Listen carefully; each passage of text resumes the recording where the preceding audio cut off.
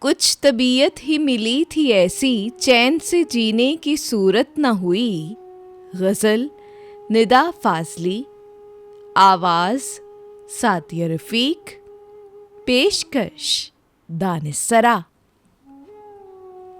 कुछ तबीयत ही मिली थी ऐसी, चैन से जीने की सूरत न हुई। जिसको चाहा उसे अपना न सके, जो मिला उससे मोहब्बत न हुई।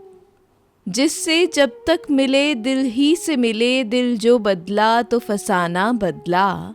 रस्म दुनिया को निभाने के लिए हमसे रिश्तों की तिजारत न हुई। दूर से था वो कई चेहरों में, पास से कोई भी वैसा न लगा।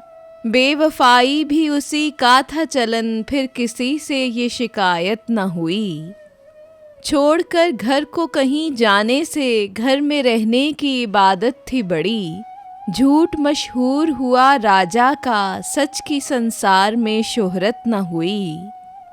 वक्त रूठा रहा बच्चे की तरह, राह में कोई खिलौना न मिला।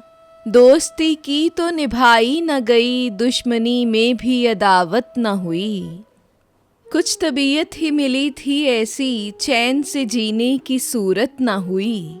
जिसको चाहा उसे अपना न सके, जो मिला उससे मोहब्बत न हुई।